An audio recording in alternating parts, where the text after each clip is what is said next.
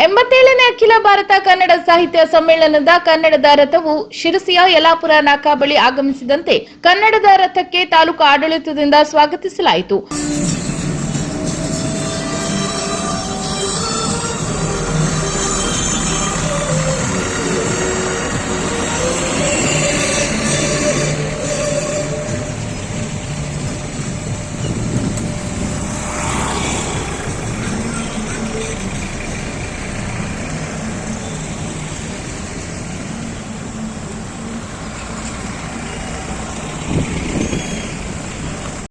ಆ ಭುವನೇಶ್ವರಿ ದೇವಿಯ ದೇಗುಲ ನಮ್ಮ ಜಿಲ್ಲೆಯ ಸಿದ್ದಾಪುರದ ಭುವನಗಿರಿಯಲ್ಲಿದೆ ಎನ್ನುವ ಹೆಮ್ಮೆ ನಮ್ಮೆಲ್ಲರೂ. ಹಾಗಾಗಿಯೇ ಕನ್ನಡ ಸಾಹಿತ್ಯ ಪರಿಷತ್ತು ಈ ರಥಕ್ಕೆ ಭುವನಗಿರಿಯಲ್ಲಿ ಭುವನೇಶ್ವರಿ ದೇವಿಯ ಸನ್ನಿಧಿಯಲ್ಲಿ ಚಾಲನೆಯನ್ನ ನೀಡಲಾಗಿದೆ. ಹಾಗೆ ಸಂಚರಿಸಿದ ರಥ ಸಿದ್ದಾಪುರವಾಗಿ ಗೋವಾಗಡಿಯ ಕಾಣ್ಕೋಣವರೆಗೂ ಸಂಚರಿಸಿದ ನಂತರ ಜೊಯ್ಡಾದಲ್ಲಿ ವಸತಿ ಉಳಿದು 3ನೇ ದಿನ ನಮ್ಮ ಜೊಯ್ಡಾ ಮತ್ತು ದಾಂಡೇಲಿ ಹಾಗೂ ಹರಿಯಾಣ ತಾಲೂಕಿನಲ್ಲಿ ಸಂಚರಿಸಿ ಇವತ್ತು ಯಲ್ಲಾಪುರವನ್ನು ಮುಗಿಸಿ ನಾವು ಶಿರಸಿಯಲ್ಲಿ ಸೇರಿದ್ದೇವೆ. ಈ ಸಂದರ್ಭದಲ್ಲಿ ನಾನು ಒಂದು ಅಭಿನಂದನೆ. ಅಲ್ಲಿಂದ ಕನ್ನಡ ರಥ ಮೆರವಣಿಗೆ ಮೂಲಕ ಶಿವಾಜಿ ಚೌಕ್ ಬಳಿ ಬಂದಂತೆ ಜಿಲ್ಲಾಧಿಕಾರಿ ಲಕ್ಷ್ಮೀಪ್ರಿಯಾ ಅವರು ಕನ್ನಡ ರಥಕ್ಕೆ ಪೂಜೆ ಸಲ್ಲಿಸಿ ಬೀಳ್ಕೊಟ್ಟರು.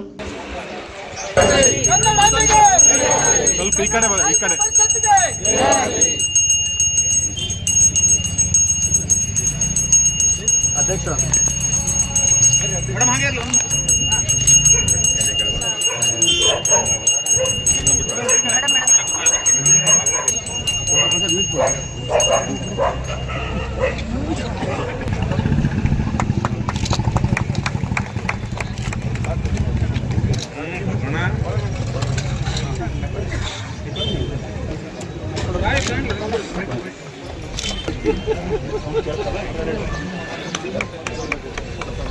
ಮೈಕ್ ತೆಗಿ.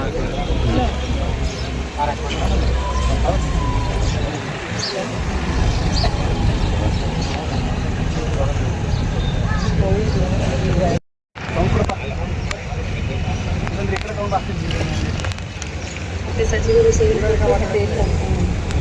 ಜನಪ್ರತಿನಿಧಿಗಳು ಅಲ್ಲಿ ಆಫೀಸರ್ಸ್ ಎಲ್ಲರೂ ಸೇರಿಕೊಂಡು ನಾವು ಭುವನೇಶ್ವರಿ ಅಮ್ಮ ದೇವಸ್ಥಾನದಲ್ಲಿ ಪೂಜೆ ಮಾಡಿ ಈ ಯಾತ್ರೆಯನ್ನು ಶುರು ಮಾಡಿದ್ದೇವೆ. ಅಲ್ಲಿಂದ ನಮ್ಮ ಜಿಲ್ಲೆಯಲ್ಲಿ 4 ದಿನ ಸಂಚಲನ ಆಗಿದೆ. ಅಲ್ಲಿಂದ ಎಂಟೈರ್ ಕೋಸ್ಟ್ಗೆ ಹೋಗಿ ಗೋವಾಗೆ ಹೋಗ್ಬಿಟ್ಟು ಮತ್ತೆ ಗೋರಿಡಾ ಮಳೆಯಾಲ್ಕೊಂಡು ಹೋಗಿ ಮತ್ತೆ ಶಿರಸಿಗೆ ಬಂದು ನಮ್ಮ ಜಿಲ್ಲೆಯಿಂದ ಮಂಗಳೂರಿಗೆ ಹೋಗ್ಬೇಕು. 4 ದಿನ ಕೂಡ ನಾವು ನಮ್ಮ ಕಡೆಯಿಂದ ಜಿಲ್ಲಾ ಆಡಳಿತದಿಂದ ಎಷ್ಟು ಸಹಕಾರ ಮಾಡಬೇಕು ಅಷ್ಟು ಕೂಡ ನಾವು ಕಟ್ಟುನಿಟ್ಟಾಗಿ ಮಾಡಿರೋದು. ನಮ್ಮ ಎಲ್ಲ ತಹಶೀಲ್ದಾರ್ಸ್, ಎಲ್ಲ ರೂಟಲ್ಲಿರುವ ಎಲ್ಲ ತಹಶೀಲ್ದಾರ್ಸ್, ಪೊಲೀಸ್ ಆಫೀಸರ್ಸ್, ಗ್ರಾಮ ಪಂಚಾಯತ್ ಅವರು, ಎಲ್ಲ ಜನಪ್ರತಿನಿಧಿಗಳು, ಅಲ್ಲಿ ಸ್ಥಳೀಯರು. ಸಿದ್ದಾಪುರ ತಾಲೂಕಿನ ನಾಣಿಕಟ್ಟಾದ ಸರ್ಕಾರಿ ಪದವಿ ಪೂರ್ವ ಕಾಲೇಜಿನ ವಿದ್ಯಾರ್ಥಿಗಳು ಹಾಗೂ ಬೋಧಕ ವೃಂದದವರು ಬುಧವಾರದಂದು ಸ್ವಚ್ಛತೆಯೇ ಸೇವೆ ಸ್ವಚ್ಛತಾ ಅಭಿಯಾನ ನಡೆಸಿದರು. ಕಾಲೇಜಿನಿಂದ ಪ್ರಾರಂಭಗೊಂಡು ಗ್ರಾಮ ಪಂಚಾಯಿತಿಯವರೆಗೆ ರಸ್ತೆ ಕೆಲೆಗಳಲ್ಲಿ ಹರಡಿರುವ ಪ್ಲಾಸ್ಟಿಕ್ ಕಸ ಮತ್ತು ಇನ್ನಿತರ ತ್ಯಾಜ್ಯಗಳನ್ನು ಸಂಗ್ರಹಿಸಿ ಒಂದೆಡೆ ಕಸ ಸಂಗ್ರಹಣಾ ಜಾಗದಲ್ಲಿ ಒಗ್ಗೂಡಿಸಿದರು. ಜೊತೆಗೆ ಸ್ವಭಾವ ಸ್ವಚ್ಛತೆ, ಸಂಸ್ಕಾರ ಸ್ವಚ್ಛತೆ, ಸ್ವಚ್ಛತೆ ಇರುವಲ್ಲಿ ಆರೋಗ್ಯವಿದೆ, ಸ್ವಚ್ಛತೆಯೇ ಸೇವೆ ಮುಂತಾದ ಬರಹಗಳುಳ್ಳ ಫಲಕಗಳನ್ನು ಪ್ರದರ್ಶಿಸಿ ಘೋಷಣೆಗಳನ್ನು ಕೂಗಿ ಸಾರ್ವಜನಿಕರಲ್ಲಿ ಸ್ವಚ್ಛತೆಯ ಕುರಿತಾದ ಜಾಗೃತಿಯನ್ನು ಮೂಡಿಸಿದರು. ಇನ್ನು ಕಾರ್ಯಕ್ರಮದಲ್ಲಿ ಕಾಲೇಜಿನ ಪ್ರಾಚಾರ್ಯ ಎಂಕೆ ನಾಯ್ಕ ಹೊಸಳ್ಳಿ ಸೇರಿದಂತೆ ಉಪನ್ಯಾಸಕರು, ವಿದ್ಯಾರ್ಥಿ ಸಂಸತ್ತಿನ ಪ್ರತಿನಿಧಿಗಳು ಮತ್ತು ವಿದ್ಯಾರ್ಥಿಗಳು ಭಾಗವಹಿಸಿದ್ದರು.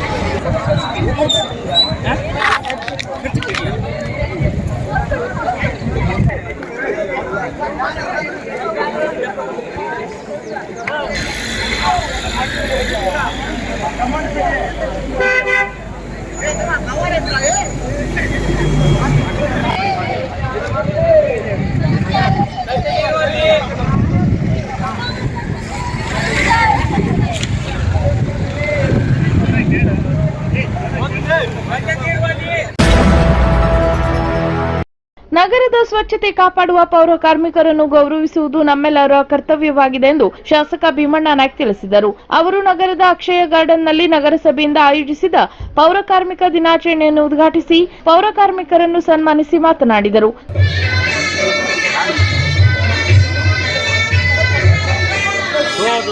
ಕಡೆ ಸರ್ ಸರ್ ಸರ್ ಸರ್ ಈ ಕಡೆ ಸರ್ ಮುಂದೋಡಿ ಸರ್ ಸರ್ ಸರ್ ನೀವು ಒಂಚೂರು ಕೈ ಹಾಕಿ ಸರ್. ದೀಪಂ ಜ್ಯೋತಿ ಪರಬ್ರಹ್ಮ ದೀಪಂ ಜ್ಯೋತಿ ಜನಾರ್ದನ ಓಯ್, ಕೈ ಮಾಡಿ, ಕೈ ಮಾಡಿ, ಓಯ್. ದೀಪಂ ಪ್ರೋಕ್ತಂ ದೀಪರಾಜ ಕೈ ಮಾಡಿ.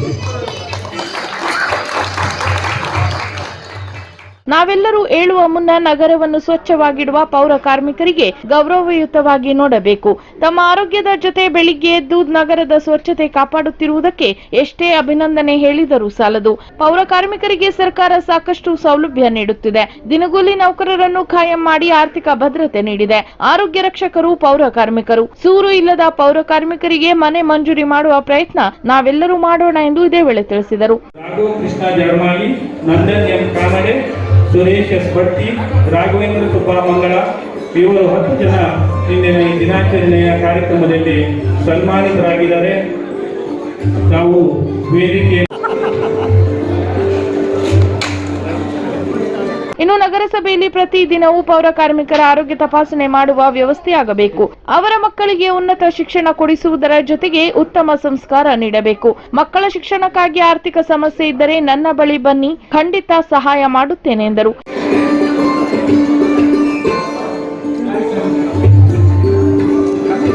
ಇನ್ನು ಕಾರ್ಯಕ್ರಮದ ಅಧ್ಯಕ್ಷತೆ ವಹಿಸಿದ್ದ ನಗರಸಭಾ ಅಧ್ಯಕ್ಷೆ ಶರ್ಮಿಳಾ ಮಾದನಗೆರೆ ಮಾತನಾಡಿದರು. ನಂತರ ಪೌರಾಯುಕ್ತ ಕಾಂತರಾಜು ಕಾರ್ಯಕ್ರಮದ ಅತಿಥಿಗಳನ್ನು ಸ್ವಾಗತಿಸಿ ಪ್ರಾಸ್ತಾವಿಕ ಮಾತನಾಡಿದರು. ಇನ್ನು ಇದೇ ಸಂದರ್ಭದಲ್ಲಿ ಪೌರ ಕಾರ್ಮಿಕರಾದ ಲಕ್ಷ್ಮೀ ಹರಿಜನ್, ಮಹಾದೇವಿ ಹರಿಜನ್, ದೀಪಕ್ ನಾಡಗೌಡ್ರು, ಪುನೀತ್ ಹರಿಜನ್, ನಾಗರಾಜ್ ಹರಿಜನ್, ಜಗದೀಶ್ ಕೋಟೇಶ್ವರ, ರಾಘು ಜಾಡಮಾಲಿ, ನಂದನ್ ಕಾನಡೆ, ಸುದೇಶ್ ಪಡ್ತಿ, ರಾಜೇಂದ್ರ ಮಂಗಳ ಅವರನ್ನು ಸನ್ಮಾನಿಸಿ ಗೌರವಿಸಲಾಯಿತು. ಇನ್ನು ಪೌರ ಕಾರ್ಮಿಕ ದಿನಾಚರಣೆ ಪ್ರಯುಕ್ತ 7,000 ರೂಪಾಯಿ ವಿಶೇಷ ಭತ್ಯೆಯನ್ನು ಇವರಿಗೆ ನೀಡಲಾಯಿತು. ಈ ಸಂದರ್ಭದಲ್ಲಿ ನಗರಸಭಾ ಉಪಾಧ್ಯಕ್ಷ ರಮಾಕಾಂತ್ ಭಟ್, ನಗರ ಯೋಜನಾ ಪ್ರಾಧಿಕಾರದ ಅಧ್ಯಕ್ಷ ಜಗದೀಶ್ ಗೌಡ, ಸ್ಥಾಯಿ ಸಮಿತಿ ಅಧ್ಯಕ್ಷರಾದ ಕುಮಾರ್ ಬೋರ್ಕರ್, ಸದಸ್ಯರಾದ ಪ್ರದೀಪ್ ಶೆಟ್ಟಿ, ಮಧುಕರ್ ಬಿಲ್ಲವ, ಸಮಾಜ ಕಲ್ಯಾಣ ಇಲಾಖೆ ಉಪನಿರ್ದೇಶಕ ಕೇಶವಮೂರ್ತಿ ಇಮ್ಮಡಿ, ಆರೋಗ್ಯ ನಿರೀಕ್ಷಕ ಆರ್ಎಂ ವೆರ್ಣೇಕರ್, ಭೂ ನ್ಯಾಯ ಮಂಡಳಿ ಸದಸ್ಯ ಜ್ಯೋತಿಗೌಡ ಸೇರಿದಂತೆ ಮತ್ತಿತರರು ಉಪಸ್ಥಿತರಿದ್ದರು.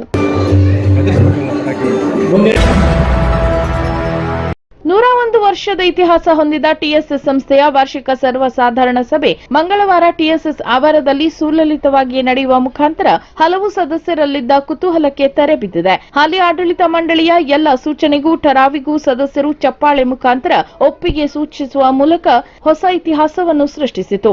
ಇದಕ್ಕೂ ಹೆಚ್ಚಾಗಿ ಕಳೆದ ವರ್ಷದ ಚುನಾವಣೆಯಲ್ಲಿ ಕಡವೆ ರವೀಶ್ ಹೆಗಡೆ ಗುಂಪಿನಿಂದ ಗೆದ್ದ ಏಕೈಕ ಅಭ್ಯರ್ಥಿ ನಿಕಟಪೂರ್ವ ಕಾರ್ಯಾಧ್ಯಕ್ಷ ರಾಮಕೃಷ್ಣ ಹೆಗಡೆ ಕಡವೆ ರಾಜೀನಾಮೆ ಆ ಸದಸ್ಯರ ಬೆಂಬಲಿಗರ ಬಾಯಿಯನ್ನು ಕಟ್ಟಿ ಹಾಕಿಬಿಟ್ಟಿತ್ತು.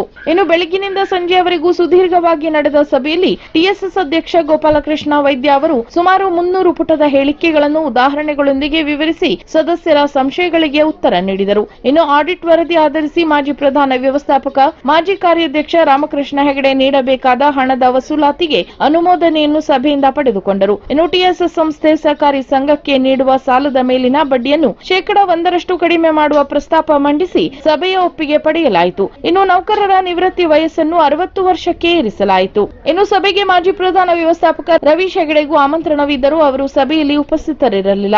ಅನಾರೋಗ್ಯದ ಕಾರಣ ನೀಡಿ ಪತ್ರ ಕಳುಹಿಸಿದ್ದರು. ಟಿಎಸ್ಎಸ್ ಉಪಾಧ್ಯಕ್ಷ ಎಂಎನ್ ಭಟ್ ಮಾತನಾಡಿ, ರವೀಶ್ ಹೆಗಡೆ ಅವರಿಗೆ ಸಭೆಗೆ ಬರಲು ಅನಾರೋಗ್ಯ ಕಾಡುತ್ತದೆ. ಕಳೆದ ವರ್ಷವೂ ಇದೇ ಕಾರಣ ನೀಡಿದ್ದರು ಎಂದರು. ವಲಯ ಮಟ್ಟದ 6ನೇ ಪೊಲೀಸ್ ಕರ್ತವ್ಯ ಕೂಟದಲ್ಲಿ ಸ್ಫೋಟಕ ಪತ್ತೆ ಸ್ಪರ್ಧೆಯಲ್ಲಿ ಉತ್ತರ ಕನ್ನಡ ಪೊಲೀಸ್ ಇಲಾಖೆಯಿಂದ ಪ್ರತಿನಿಧಿಸಿದ ಶ್ವಾನ ಶೈನಿ ಸ್ಫೋಟಕವನ್ನು ಪತ್ತೆ ಹಚ್ಚಿ ಪ್ರಥಮ ಸ್ಥಾನ ಗಿಟ್ಟಿಸಿಕೊಂಡು ರಾಜ್ಯ ಮಟ್ಟಕ್ಕೆ ಲಗ್ಗೆ ಇಟ್ಟಿದೆ. ಇನ್ನು ಉಡುಪಿಯ ಮಣಿಪಾಲದಲ್ಲಿ ನಡೆದ ವಲಯ ಮಟ್ಟದ ಕ್ರೀಡಾಕೂಟದಲ್ಲಿ ಉತ್ತರ ಕನ್ನಡ ಜಿಲ್ಲಾ ಪೊಲೀಸ್ ಇಲಾಖೆಯ 4 ವರ್ಷದ ಶೈನಿ ಶ್ವಾನವು ಸ್ಫೋಟಕ ಪತ್ತೆ ಸ್ಪರ್ಧೆಯಲ್ಲಿ ಪ್ರಥಮ ಹಾಗೂ ಸಮಗ್ರ ವಿಭಾಗದಲ್ಲಿ ಉತ್ತಮ ಶ್ವಾನ ಟ್ರೋಫಿಯನ್ನು ಪಶ್ಚಿಮ ವಲಯ ಡಿಜಿಐಪಿ ಅಮಿತ್ ಸಿಂಗ್ ಅವರಿಂದ ಮುಡಿಗೇರಿಸಿಕೊಂಡಿತು. ಇನ್ನು ಅಕ್ಟೋಬರ್ 21ರಂದು ಬೆಂಗಳೂರಿನಲ್ಲಿ ನಡೆಯುವ ಕರ್ತವ್ಯ ಕೂಟದಲ್ಲಿ ಶೈನಿ ಗೆದ್ದು ಬರಲಿ ಎನ್ನುವುದು ಉತ್ತರ ಕನ್ನಡಿಗರ ಆಶಯವಾಗಿದೆ. ಇನ್ನು ಶೈನಿ ಶ್ವಾನದ ಕಾರ್ಯವೈಖರಿಗೆ ಉತ್ತರ ಕನ್ನಡ ಜಿಲ್ಲಾ ವರಿಷ್ಠಾಧಿಕಾರಿ ಎಂ ನಾರಾಯಣ್ ಶ್ವಾನದ ಫೋಟೋವನ್ನು ಸಾಮಾಜಿಕ ಜಾಲತಾಣಗಳಲ್ಲಿ ಹಂಚಿಕೊಂಡು ಅಭಿನಂದಿಸಿದ್ದಾರೆ. ಕಾರವಾರ ತಾಲೂಕಿನ ಕಡವಾಡ ವೈಲಂಕೇರಿ ರಸ್ತೆ ಬದಿಯಲ್ಲಿ ಬೃಹತ್ ಮುಳ್ಳಿನ ಗಿಡ ಗಂಟಿಗಳು ಬೆಳೆದುಕೊಂಡಿದ್ದು ವಾಹನ ಸವಾರರು ಈ ರಸ್ತೆಯಲ್ಲಿ ಸಂಚರಿಸುವಾಗ ದಿನನಿತ್ಯ ತೊಂದರೆ ಅನುಭವಿಸುತ್ತಿದ್ದಾರೆ. ಆದ್ದರಿಂದ ಸಂಬಂಧಪಟ್ಟ ಇಲಾಖೆ ಅಧಿಕಾರಿಗಳು ಕೂಡಲೇ ತೆರವು ಮಾಡಬೇಕೆಂದು ಕರ್ನಾಟಕ ರಕ್ಷಣಾ ವೇದಿಕೆಯ ಕಾರವಾರ ನಗರ ಘಟಕ ಅಧ್ಯಕ್ಷ ರಾಜಾ ನಾಯ್ಕ್ ಅವರು ಆಗ್ರಹಿಸಿದ್ದಾರೆ. ಇನ್ನು ಕಡವಾಡ ಹಾಗೂ ಶಿರವಾಡ ಗ್ರಾಮ ಪಂಚಾಯತ್ ವ್ಯಾಪ್ತಿಯ ಮಕ್ಕೇರಿ ಸುಲ್ತಾನಪುರ ಗಡಿ ಭಾಗದಲ್ಲಿ ನೂತನ ಸೇತುವೆ ಸಮೀಪದಿಂದ ರಸ್ತೆ ಬದಿಯುದ್ದಕ್ಕೂ ಬೃಹತ್ ಮುಳ್ಳಿನ ಗಿಡ ಗಂಟಿಗಳು ಬೆಳೆದುಕೊಂಡಿದ್ದರಿಂದ ವಾಹನ ಸವಾರರು ತೀವ್ರ ತೊಂದರೆ ಅನುಭವಿಸುತ್ತಿದ್ದಾರೆ. ಇಲ್ಲಿನ ಮುಳ್ಳಿನ ಗಿಡ ಗಂಟಿಗಳು ಬೆಳೆದುಕೊಂಡು ರಸ್ತೆಯವರೆಗೂ ಆವರಿಸಿದೆ. ವಾಹನ ಸವಾರರ ಮೈಕೈ ಕಣ್ಣಿಗೆ ಬಡಿಯುತ್ತಿದೆ ಮತ್ತು ಹಗಲು ರಾತ್ರಿ ಸಾಕಷ್ಟು ಸಂಖ್ಯೆಯಲ್ಲಿ ವಾಹನ ಸವಾರರು ಇಲ್ಲಿ ಓಡಾಡುತ್ತಿದ್ದಾರೆ. ಅಲ್ಲದೆ ರಾತ್ರಿ ವೇಳೆಯಲ್ಲಿ ವಾಹನ ಸವಾರರು ತುಂಬಾ ತೊಂದರೆ ಅನುಭವಿಸುವಂತಾಗಿದೆ. ಆದ್ದರಿಂದ ಕೂಡಲೇ ಸಂಬಂಧಪಟ್ಟ ಇಲಾಖಾ ಅಧಿಕಾರಿಗಳು ಕ್ರಮ ಕೈಗೊಂಡು ಸುಗಮ ಸಂಚಾರಕ್ಕೆ ಅನುವು ಮಾಡಿಕೊಡಬೇಕು ಎಂದು ಕರ್ನಾಟಕ ರಕ್ಷಣಾ ವೇದಿಕೆ ಕಾರವಾರ ನಗರ ಘಟಕ ಅಧ್ಯಕ್ಷ ರಾಜಾ ನಾಯ್ಕ್ ಅವರು ಈ ಮೂಲಕ ಆಗ್ರಹಿಸಿದ್ದಾರೆ. ಮೂಡ ಹಗರಣವನ್ನು ಬಿಜೆಪಿಯವರು ಸೃಷ್ಟಿಸಿದ್ದಾರೆ. ಮುಖ್ಯಮಂತ್ರಿ ಸಿದ್ದರಾಮಯ್ಯ ಮೂಡ ಹಗರಣದಲ್ಲಿ ಭಾಗಿಯಾಗಿಲ್ಲ ಎಂದು ಕಾಂಗ್ರೆಸ್ ಶಾಸಕ ಭೀಮಣ್ಣ ನಾಯ್ಕ್ ಪ್ರತಿಕ್ರಿಯಿಸಿದ್ದಾರೆ. ಅವರು ಮಂಗಳವಾರ ನಗರದಲ್ಲಿ ಮಾಧ್ಯಮದವರ ಜೊತೆ ಮಾತನಾಡಿ, ಅಧಿವೇಶನದಲ್ಲಿ ವಿಧಾನಸಭೆ ಒಳಗಡೆಯೂ ಹಾಗೂ ಹೊರಗಡೆಯೂ ಬಿಜೆಪಿ ಶಾಸಕರು ಮುಖ್ಯಮಂತ್ರಿ ಸಿದ್ದರಾಮಯ್ಯ ವಿರುದ್ಧ ಇಲ್ಲಸಲ್ಲದ ಆರೋಪ ಮಾಡಿದ್ದಾರೆ. ಅವರ ಆರೋಪವನ್ನು ನಾವು ಒಪ್ಪುವುದಿಲ್ಲ. ಬಿಜೆಪಿಯು ರಾಜ್ಯಪಾಲರನ್ನು ಅಸ್ತ್ರ ಮಾಡಿಕೊಂಡು ಮುಖ್ಯಮಂತ್ರಿ ವಿರುದ್ಧ ರಣತಂತ್ರ ಆರೋಪಿಸಿದೆ. ನ್ಯಾಯಾಲಯ ನೀಡಿದ ತೀರ್ಪನ್ನು ನಾವು ಗೌರವಿಸುತ್ತೇವೆ. ಸಿಎಂ ಸಿದ್ದರಾಮಯ್ಯ ನಿರಪರಾಧಿಯಾಗಿ ಹೊರಬರಲಿದ್ದಾರೆ. ಮುಖ್ಯಮಂತ್ರಿ ಅವರಿಗೆ ಖಂಡಿತ ನ್ಯಾಯ ದೊರೆಯಲಿದೆ ಎಂದರು. ಇನ್ನು ಈ ವೇಳೆ ನಗರಸಭಾ ಸದಸ್ಯರಾದ ಪ್ರದೀಪ್ ಶೆಟ್ಟಿ, ಖಾದರ್ ಅನ್ವಟಿ, ಶೈಲೇಶ್ ಗಾಂಧಿ ಜೋಗ್ಲೇಕರ್ ಸೇರಿದಂತೆ ಮತ್ತಿತರರು ಹಾಜರಿದ್ದರು. ನಮ್ಮ ಮುಖ್ಯಮಂತ್ರಿಗೆ ನ್ಯಾಯ ಸಿಗುತ್ತೆ, ಅದರ ಬಗ್ಗೆ ಅನುಮಾನ ಇಲ್ಲ. ಹಾಗಾಗಿ ಯಾವುದೇ ಒಂದು ಈ ಹಗರಣದಲ್ಲಿ ನಮ್ಮ ಮುಖ್ಯಮಂತ್ರಿಗಳು ಆಗಿಲ್ಲ, ಅವ್ರದ್ದು ಏನೂ ತಪ್ಪಿಲ್ಲ ಅನ್ನೋದನ್ನ ನಾವು ಹಲವಾರು ದಾಖಲೆಯನ್ನು ನೋಡಿದ್ರೆ ನಮಗೆ ಗೊತ್ತಾಗುತ್ತೆ. ಆದ್ದರಿಂದ ನಮ್ಮ ಮುಖ್ಯಮಂತ್ರಿಗಳು ನಿರ್ದೋಷಿಗಳು, ಮುಂದೂ ಕೂಡ ನಮಗೆ ನ್ಯಾಯ ಸಿಗುತ್ತೆ ಅನ್ನೋ ಆತ್ಮವಿಶ್ವಾಸ.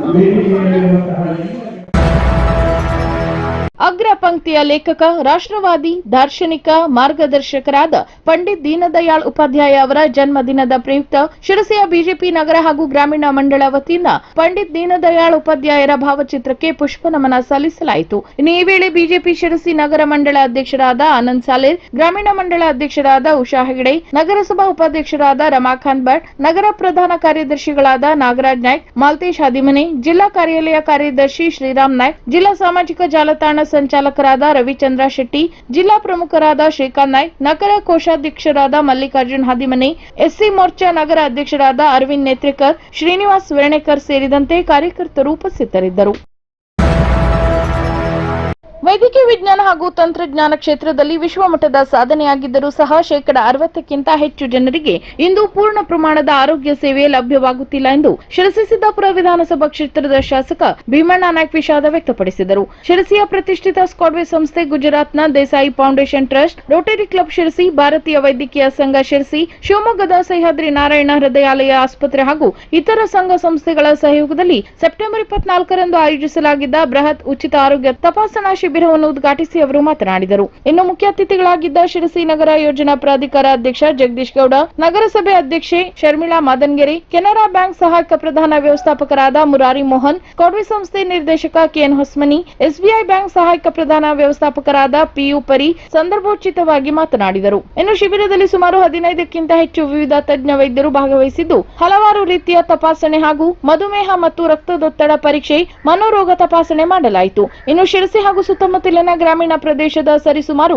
744 ಜನರು ಶಿಬಿರದ ಪ್ರಯೋಜನ ಪಡೆದುಕೊಂಡರು. ಇನ್ನು ಆರಂಭದಲ್ಲಿ ಸ್ಕಾಡ್ವೆ ಸಂಸ್ಥೆ ಕಾರ್ಯನಿರ್ವಾಹಕ ನಿರ್ದೇಶಕ ಡಾಕ್ಟರ್ ವೆಂಕಟೇಶ್ ನಾಯ್ಕ್ ಪ್ರಾಸ್ತಾವಿಕವಾಗಿ ಮಾತನಾಡಿ ಎಲ್ಲರನ್ನು ಸ್ವಾಗತಿಸಿದರು. ಇನ್ನು ರೋಟರಿ ಕ್ಲಬ್ ಅಧ್ಯಕ್ಷೆ ಡಾಕ್ಟರ್ ಸುಮನ್ ಹೆಗಡೆ ವಂದಿಸಿದರೆ, ಭಾರತೀಯ ವೈದ್ಯಕೀಯ ಸಂಘದ ಅಧ್ಯಕ್ಷ ಮಧುಕೇಶ್ವರ್ ಜೇವಿ ಅತಿಥಿಗಳಿಗೆ ಸ್ಮರಣಿಕೆ ನೀಡಿ ಗೌರವಿಸಿದರು. ಇನ್ನು ಬೃಹತ್ ಉಚಿತ ವೈದ್ಯಕೀಯ ಶಿಬಿರದ ಯಶಸ್ಸಿಗೆ ಸ್ಕಾಡ್ವೆ ಸಂಸ್ಥೆ ಸಿಬ್ಬಂದಿಗಳು ಹಾಗೂ ರೋಟರಿ ಕ್ಲಬ್ನ ಎಲ್ಲಾ ಸದಸ್ಯರು ಅವಿರತವಾಗಿ ಶ್ರಮಿಸಿದರು. ಶಿರಸಿ ಕಾರ್ಯನಿರತ ವೈದ್ಯಕೀಯ ಪ್ರತಿನಿಧಿಗಳ ಸಂಘ ಹಾಗೂ ಕರ್ನಾಟಕ ರಾಜ್ಯ ಔಷಧಿ ಮತ್ತು ಮಾರಾಟ ಪ್ರತಿನಿಧಿಗಳ ಸಂಘದ ಪದಾಧಿಕಾರಿಗಳು ಖುದ್ದಾಗಿ ಈ ವೇಳೆ ಭಾಗವಹಿಸಿ ಉಚಿತವಾಗಿ ಔಷಧಿ ವಿತರಿಸಿದರು.